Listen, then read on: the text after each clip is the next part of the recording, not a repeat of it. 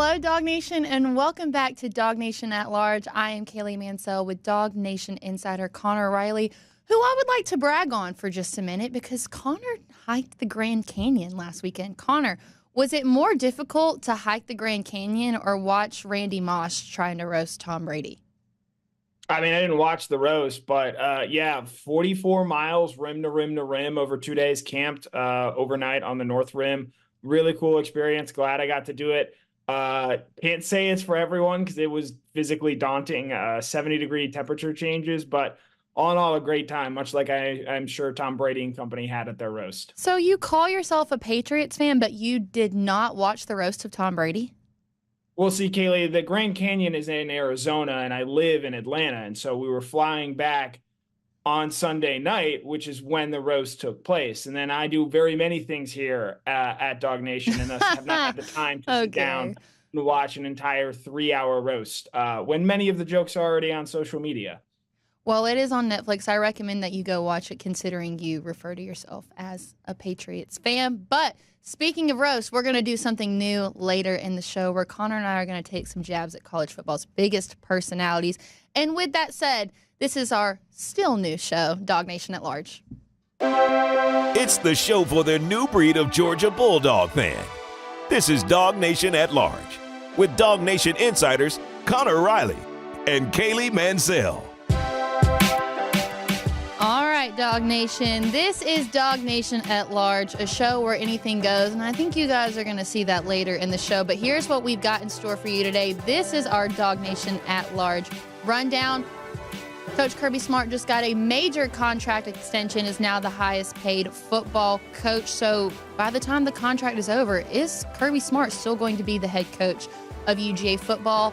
Then we've got some point spread predictions for Georgia's marquee game. So Connor and I are going to go through those, see if they seem credible. Did we get cheated a little bit? We're going to break that all down for you. And then we're going to end with the most roastable college football personalities. Connor and I have a few on our hands, and I just want to say sorry in advance to those people. If you see this, it's all in good fun, all right? That's what this show is all about. It's all about good fun, but we're going to go ahead and start with Coach Kirby Smart got a contract extension.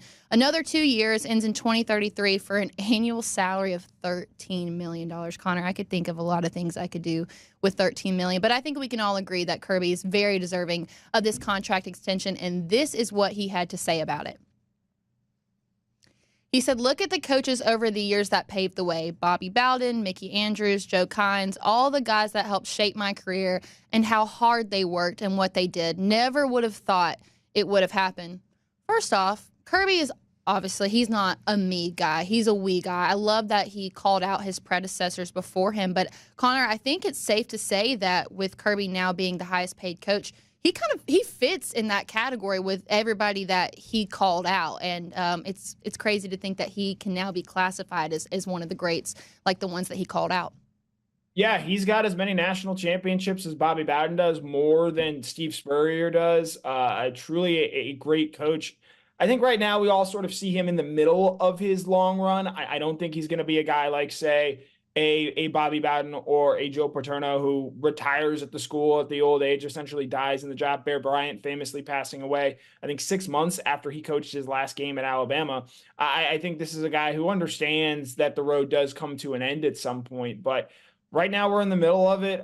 He's entering his 9th season at Georgia, 2 national championships, 2 SEC championships, 3 playoff berths, and with the college football playoff expanding to 12 and Georgia setting up its roster in the manner in which it has, that's only going to continue to grow. And, I'm not saying Kirby's going to repeat every year, but I think we're at a point where Georgia, year in, year out, much like Bowden, who he worked for as a graduate assistant at Florida, it can have this program near the top, and you get a few bounces that go your way, you're going to end up with a few more national championships. With the contract extension, Kirby has gotten a lot of recognition, and some recognition for a person who made UGA football fans quite mad during the SEC championship, but he referred to Kirby as the coach. Let's take a look at what Pat McAfee had to say about Kirby's contract extension.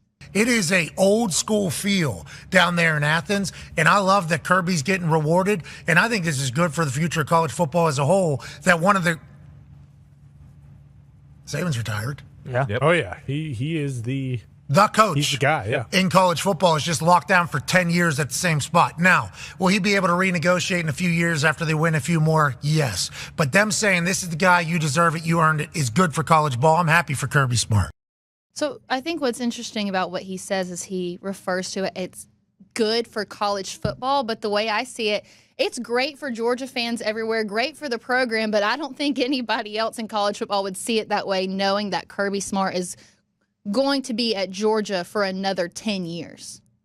Yeah, I understand what McAfee is trying to say, though. There's been a lot of discussion this offseason about, coaches leaving to go to the next level because of the climate in college football right now with the transfer portal, NIL, all that comes with managing that. It's a great period of change right now, and I think the NFL offers more stability there.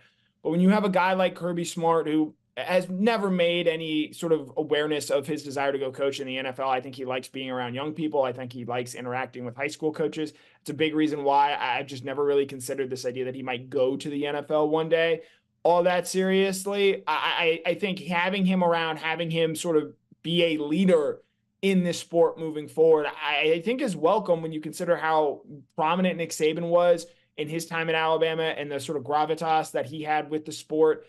There's sort of a power vacuum there. I think you see that when McAfee hesitates a little bit to see if there's anyone else really comparable to what Smart brings. And so having a guy who can be the face of college football from a coaching standpoint for the next 10 years, I think is a good thing in terms of, a sport with a ton of instability right now. Kirby Smart brings stability to this sport. Yeah, I think you're right here in this sport where so much has changed over the last decade. It seems that Kirby Smart has been able to have this sort of consistency with how he runs his program. And he actually commented the other day on how the environment of college football is ever changing. And let's go ahead and bring that up here. This is what he had to say. He said, the current culture in collegiate athletics is ever changing and as challenging as it has ever been. So I truly appreciate the leadership that our team has continually provided.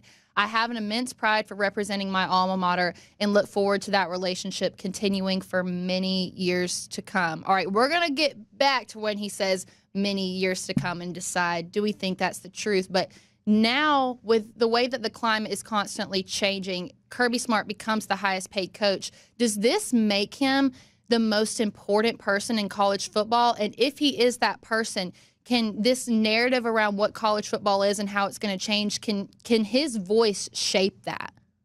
I think you look at the comments that he made after the Florida State game where he recognized the problem of what that Orange Bowl, an absolute farce, turned into, and sort of recognizing him stepping into that. Kirby Smart, it's not exactly a shocker that he doesn't love dealing with the media, and you can certainly understand that as someone who deals with a media member on the Georgia Beat on a show once a week. So I think from that standpoint, I think this is Kirby recognizing his position in the sport moving forward. He is the top coach, in my opinion, in the sport. And so going forward, look, there are going to still be issues.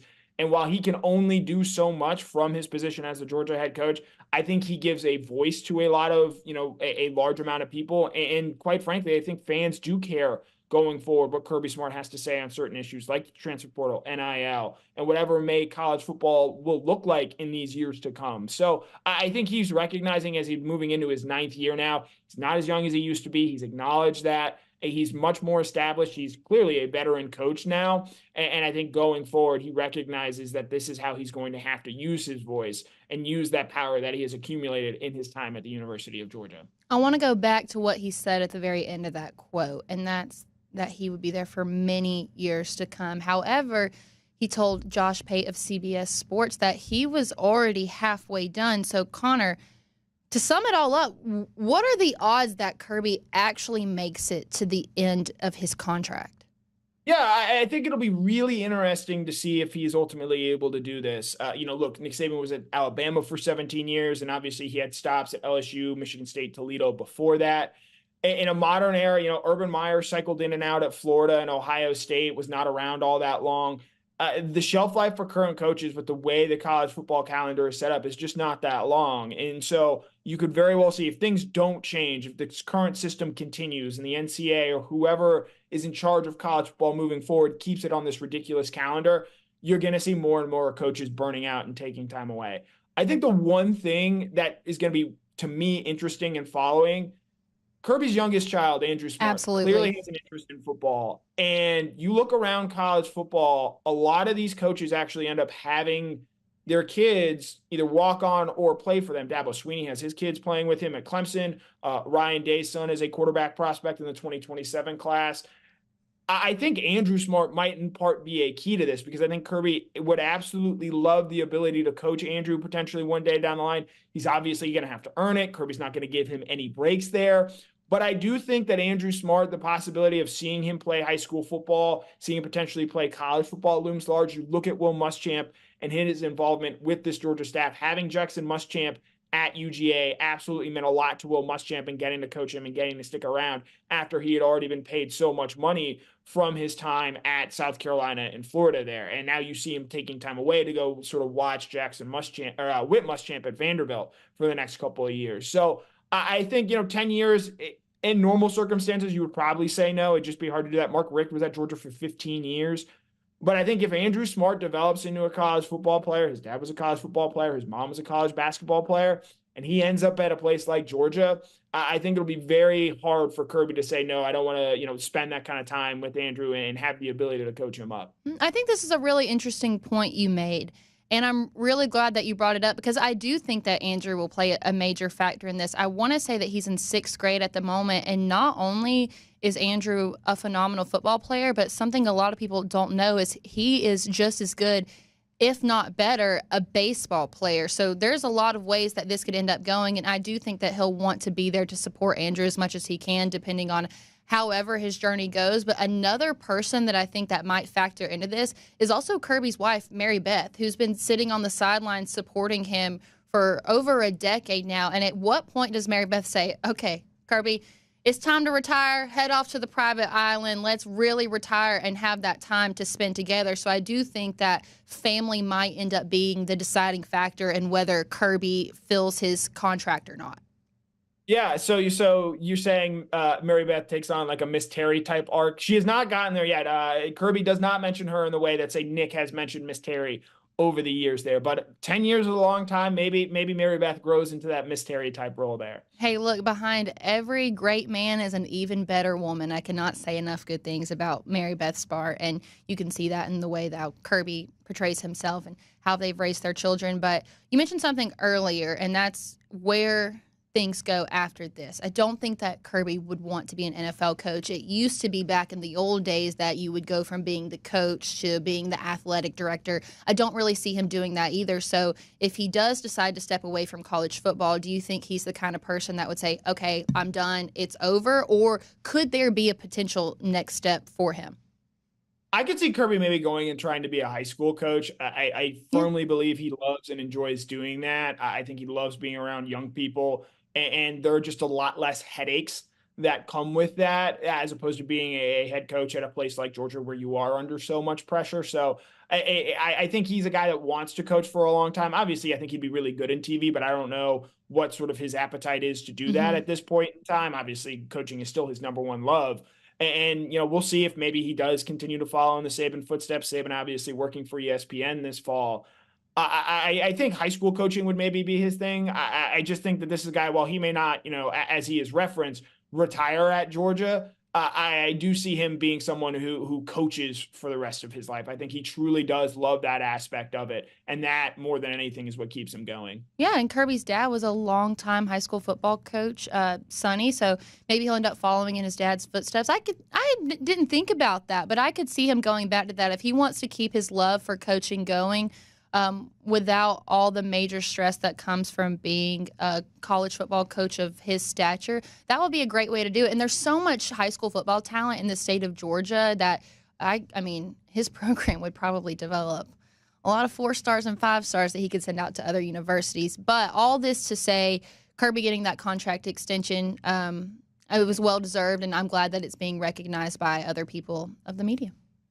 Yeah, he's, I think, very clearly the best coach in the sport right now, with Nick Saban moving on, Jim Harbaugh off to the NFL. The Kirby, I believe, was better than Jim Harbaugh as a college coach. But, in a similar tier there in terms of what they have accomplished. So, Kirby's a clear top dog. I'll be interested in seeing moving forward how he uses that position to sort of speak his mind within the sport. Because again, I think this is something that has grown for him in recent years. And I think really the end of this past season was the first time that he had sort of recognized that and felt comfortable using that voice that comes with a $130 million contract. All right, DawgNation, if you like what we hear on what we do here on DawgNation at Large, then you can do us a favor by subscribing to us on YouTube. Connor and I talked about this last week. I gave you the option to give a thumbs down. Only one person gave us a thumbs down, and it wouldn't surprise me if that was Connor Riley's burner account. So it looks like you guys went in the favor of Connor.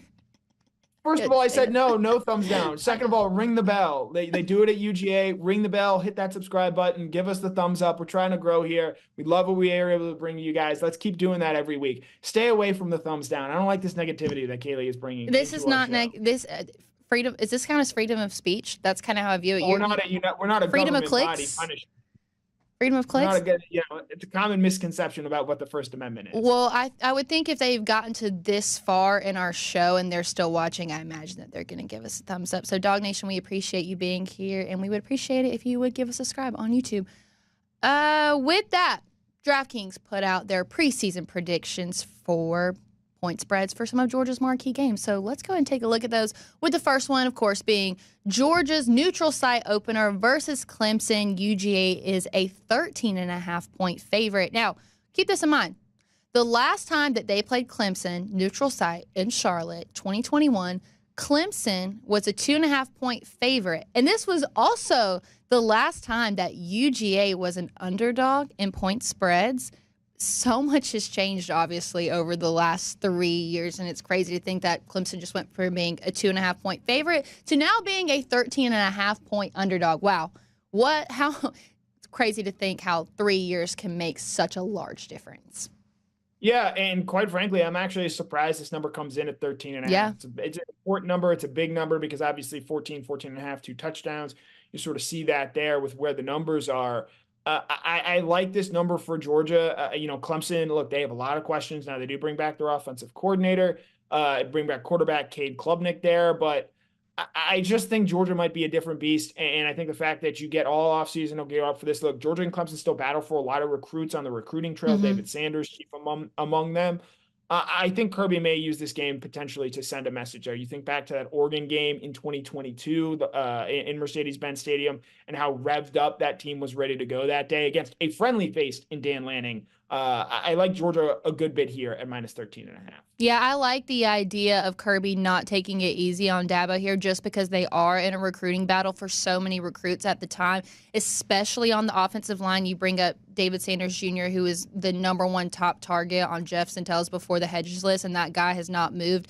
And it looks like UGA and Clemson is his top 2. So this is a statement game for UGA, not just in terms of how dominant they're going to be to start the season, but also to prove a point to recruits that if you come to UGA, not only do you win, but you dominate. And I think that's what this game is going to be all about.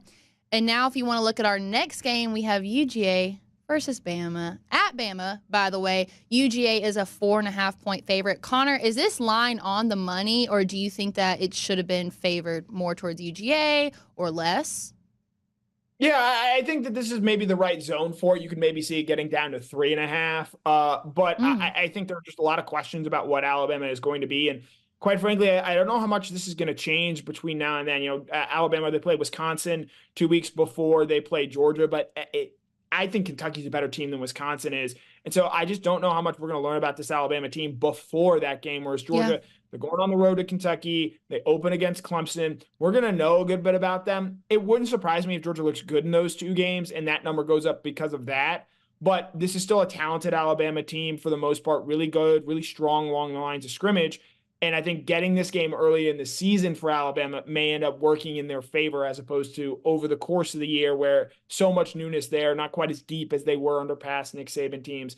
I think the fact that this is an earlier year and the fact that it is just in Tuscaloosa, I think keeps this right at around 4.5. And moving on to the more bougie school in the state of Alabama, let's look at Auburn and Georgia. UGA, it will be a home game. They are a 24-point favorite. In 2023, UGA was only favored by 14.5. Now, granted, that could have been because they were playing at Auburn. Everybody knows that that stadium is a hostile away environment. However, They win by 7 in a close game thanks to Connor's favorite UGA player of all time, Brock Bowers. But now, 2024, they're 24-point favorite here at home. 24. That's a lot of points. That's like the kind of line that makes me a little bit nervous. One, I can't believe you just called a school that is nicknamed Barners bougie. I would call Auburn many things. Bougie is not one of them. Two, Brock Bowers is actually not my favorite UGA player of all time. I think he is the best, but there is a difference between best and favorite. Third, this line is really interesting, and this is a game where if we're picking this, I'm taking Auburn in the points here. Hugh Freeze has always played Kirby Smart well. Obviously, last year, very close game out there in Jordan-Hare. This game also comes the week after that Alabama game, and I believe Georgia's going to be fired up, revved up, ready to go for that Alabama game, knowing they have to go out there and make a statement because of the fact that Kirby Smart is 1-5 against Alabama. And obviously, all those games came against Nick Saban.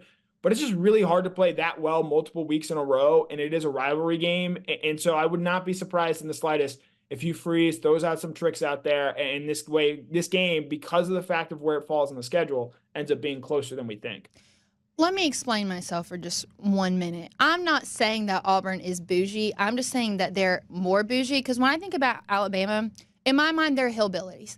When I think about Auburn, they're rednecks. So, like, in the grand scheme of things, I'm really roasting on both of them, but I view Auburn as, this is going to sound really bad, but one of those schools where it's like you've got a lot of money, but you can't get into a good in-state school, so you're like, yeah, I'm just going to go to Auburn. Like, that's a hometown trend in Rome, so I had to throw a little jab at Auburn there. I mean, I don't really like either of them, but it doesn't matter. UGA is a 24-point favorite. The largest margin of all the games that we're going to cover on the rest of this list. Moving on to the next one. This now has some tension after things that were said this past week. So when we bring this game up, it's going to mean a little bit more because Connor and I don't necessarily see eye to eye on this, and that is UGA at Texas, where UGA is only a 1.5-point favorite.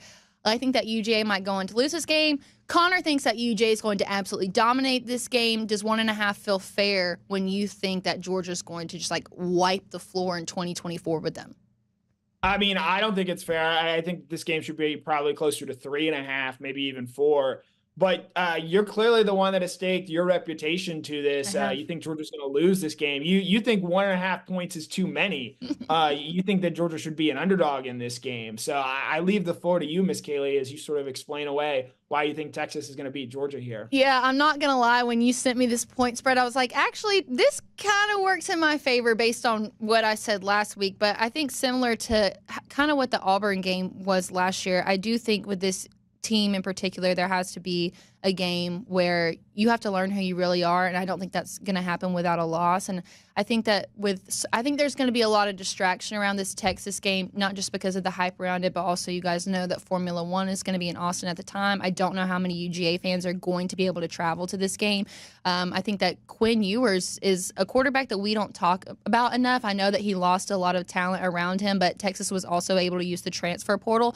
All in all, I think that Georgia is the better team, but I don't know if they're going to be the better team on the field in Texas, and I actually think that might work in UGA's favor as their call to action of some sort. So obviously I'm not rooting for UGA to lose, but I don't see UGA having a perfect regular season, and Texas is the only game that makes sense in my mind. I know you feel differently about another game that we'll talk about later on, but I just think that the loss has to come at Texas here. And I've already put it out to the public, so I'm going to stand by it. But at the end of the day, of course, I hope it doesn't happen. Not only is Kaylee picking against Georgia in this game, but she's now also on the record as publicly doubting that Georgia fans are going to be able to show up to this game. I mean, you're just pouring gasoline on the fire here. I don't think that's necessarily going to be their fault. I think it's going to be really difficult because flights are going to be incredibly expensive. Hotels are going to be incredibly expensive. They're going to be so hard to get just because there's so much going on at that time. I don't think it's going to be at fault of the Georgia fans. I think that's just how it's going to be. Look, I just think you're hating on Georgia fans right now. I believe these people are going to find a way to show up, to be loud, and have an impact that day in Texas. And you clearly feel differently. We'll see how things look on October 19th. Well, if you needed another reason to travel to that game, we are having a DawgNation invasion, and you can find out more about that on our DawgNation.com website /tailgate. Next one. I love this spread. UGA and the University of Florida. UGA is a 22-point favorite. Connor, you said last week in your bold predictions that you thought by the time this game rolled around, Billy Napier would not be the head coach of Florida. So let me ask you a hypothetical here. If Billy Napier is not the head coach at Florida at this time, does the spread go up or does the spread go down? Spread definitely goes up. Kirby Smart has a real respect for Billy Napier. And so because of that, I think if Napier's around in this game, Kirby understands the chatter around Florida. And quite frankly, I think with what we've seen so far, Kirby's fine with Billy Napier staying at Florida. So I think if Napier is still there, and they've got a tough, tricky schedule to navigate beforehand, Miami, Central Florida, Texas A&M, Kentucky, Tennessee, all those games come before the bye in Georgia. I think that if Napier is in fact gone and Florida does make the decision to move on, I could see Kirby having no reservations whatsoever to pummel them. You saw him do this in 2017 with Jim McElwain. He's made no bones about it. He has no problem rubbing it in Dan Mullen's face. So I think if Billy Napier is no longer the head coach of Florida and it's somebody there who Kirby doesn't necessarily have a great relationship with, I could absolutely see this point spread swell because of the fact that I think Kirby would want to rub it in. So keep in mind that this is the fourth straight year where UGA has been favored by 2 or more touchdowns. With that, is the rivalry dying, and is that good for the culture and the tradition around the Georgia-Florida game, Connor? Valar Morghulis, Kaylee. I mean, what's dead may never die. I think that again, this is a game where for Kirby Smart in particular, maybe for a more casual fan, I think you could see that. For Kirby Smart, this game always means everything because of the way it played out in his college career, because of the fact that in 2 of the years, Florida really embarrassed Georgia in Gainesville and in Athens. And so even though this game is going to be in Jacksonville for the next 2 seasons, it still means the world to Kirby Smart to go there. You see the celebrations that he always has after that game. That is a clear indication to me that winning this game still means a great deal to Kirby Smart and to the Georgia football program. Yeah, not only Kirby Smart, but also Carson Beck comes to mind because that is his hometown. And also I do feel like Georgia, Florida is where we really saw Carson Beck come alive last year after the bye week and seeing his performance against the Gators. I think that's where we really saw him come to life and showcase what he was capable of. So even though Georgia is, again, a favorite by more than 2 touchdowns, I still love the Georgia-Florida game, and I'm excited to get there. All right, here we go. UGA, Ole Miss. I think that Georgia's going to struggle at Texas. You think that Georgia is going to struggle at Ole Miss, and they are only a 7-point favorite. Last year, they were a 10.5-point favorite and won by 35 points. So do you think that they gave UGA too much here? Like when you say they struggle, how much do they struggle by, Connor? I think it's maybe a 2-touchdown game, something along the lines of that. Look, we've just seen Georgia own this Ole Miss team of late. I think the reason that Ole Miss may throw everything at this Georgia game this year, look, they don't have Alabama on the schedule. It is at home. And so I think that factors into it. And getting to play them in Oxford, Mississippi, I think does make this a little tricky. It comes the week after the Florida game. It's a rivalry game there. You do have the bye 2 weeks before, so you're going to be a little rested, and Georgia's going to spend some time studying Ole Miss during the bye week, as they have always done with teams coming after that bye week. But with no Alabama on this Ole Miss schedule this year, no Texas either, this is Ole Miss's Super Bowl this coming season. And so I think Lane Kiffin knows, like, hey, if we want to secure a playoff spot, obviously they have to take care of business throughout the rest of the season. But they need to go out there and make a statement that they can at least hang with Georgia, if not potentially even beat them, to really secure a spot in the college football playoff, something I do think is very attainable for Ole Miss this season. And so I still think Georgia's going to win this game. I think that this is a game that Ole Miss is positioned because of the way they've used the transfer portal and the talent that they bring back, make this a tricky spot for the Georgia football team. I mean, obviously, Ole Miss and what Lane Kiffin is known for is fast-paced and high-scoring offenses. They return their starting quarterback from last year, Jackson Dart. But from what we saw on G-Day, Georgia's defense looked unreal. So I'm excited to get to this point. And number one, I'm excited to be at the Grove. I've never been to Ole Miss before. I've only heard about it. So I'm excited just to get that feel for the atmosphere. But I'm more excited to see the head-to-head matchup of Lane Kiffin's offense and UGA's defense. So I like UGA as a 7-point favorite here. And now we're going to move on to our last one, and that is Tennessee at Georgia. Georgia, a 17.5-point favorite. Again, this is one of those games where I feel like when you had the SEC East and the SEC West, Tennessee was a game that like you circled on your calendar because it means so much to Georgia fans and Tennessee fans. We talked about them last week. They're absolutely just crazy, right? But with the way the schedule looks this year, having Clemson, Texas, and Ole Miss, I don't think that this Tennessee game is one that people are, I don't want to say as excited about, because obviously Georgia fans are going to be excited anytime they play Tennessee, but just like how I think that with no divisions, Tennessee is going to get lost in the mix, I feel like this Tennessee game and this point spread gets lost in the mix amongst UGA's like incredible schedule that they have. Yeah, I think that it helps that this is the biggest home game of the season for Georgia in terms of marquee opponent. And I think so much of this is going to depend on the way that Nico Amaliva develops. If he struggles a little bit early in the season and doesn't look like the 5-star prince that was promised, I think this game maybe loses a little bit luster. But if he goes out and plays well, maybe say Tennessee goes and beats Alabama at home, maybe that changes the way some people see and talk about this game. But I think the biggest thing for me here, and look, as Tennessee continues to recruit and develop under Josh Heupel, look, they got Mike Matthews. But the reality is, every time that Heupel has brought this offense up against Kirby Smart, it's just been a bloodletting. And you saw that last year in Neyland with an excited Tennessee and a capable Tennessee team. And after the first play of the game where Tennessee admittedly scored a 75-yard touchdown, that game was over. And Tennessee didn't do anything offensively or defensively that inspired a lot of confidence that day. And as we continue to see, Kirby Smart have so much success against Josh Heupel, not just winning, but winning with ease, you do sort of start to wonder just how much a Heupel system just doesn't translate to playing this Georgia program, because they are so experienced with seeing it back to when Heupel was at Missouri, and that they just own them in that regard. So it's tough until you really see it with Tennessee to believe, in my opinion, that they're going to be able to hang with Georgia. I am so, so, so glad that this game is at home, because I really don't want to go back to what I view to be like the great American scream machine of stadiums. Like if you just pull one thing, the whole thing's going to fall apart. I was actually terrified sitting on top of the stadium. So I'm excited to see the Dogs take on Tennessee in Sanford Stadium this year.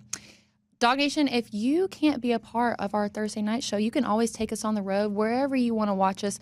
Spotify, Apple, you can take us on the road with you. Listen to us in the car. Listen to us at your job. Listen to us at lunch. If you can't be here with us, you can still take a listen to us. And now, in honor of the Tom Brady roast, it is time for a good old-fashioned DawgNation at Large roast.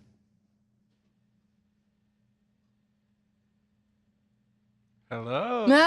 You scared me. It is my turn to be on the show. Yes, it is our DawgNation at-large roast. First time we've ever done it. We're going to take a look at maybe some of the coaches and players out there who need to be roasted just the way Tom Brady was over 3 hours. And we don't have Netflix, but hey, we got the DawgNation YouTube channel right here, and we've got a couple of great roasters. I am your roast master, Cody Chaffins. We are joined, of course, we all know Kaylee Mansell. Kaylee is here. Let's give Kaylee a hand. Yes. Kaylee Mansell, yeah, she is one of those people. I don't know what's harder for Kaylee Mansell, finding a man to date who meets her standard or keeping that darn earpiece in her ear. Every week it seems like the earpiece is falling out of her ear. So happy to have Kaylee here. We also have Connor here. And, Connor Riley, I think of Connor, I'm trying to think what's more sketchy. Is it the webcam that he uses for this show, or is it that mustache he was trying to grow a few years ago? Yeah, I don't know about old Connor Riley. But anyway, we are starting now with our DawgNation at-large roast. So let's get some college football players and coaches who just need to be roasted out there. And let's start. Well, Connor, I'll let you start. Brian Kelly needs to be roasted. Roast that man. We are. I think the only thing that is somehow worse than Brian Kelly's family accent is actually his defensive line recruiting right now and the way that he assembles his defense. Things aren't going great there for Brian Kelly. And, look, LSU's won a lot. They scored a lot of points, but they have no problem running a northerner out of Baton Rouge, Louisiana. And so, Brian Kelly might not be the fastest of foot, but I don't know how much longer he's going to be down there in LSU with the way things are going there. I love it. All right, Brian. He'll be roasted, but also a little Cajun seasoning on that roast with his family down in Baton Rouge. All right, Kaylee, you're up.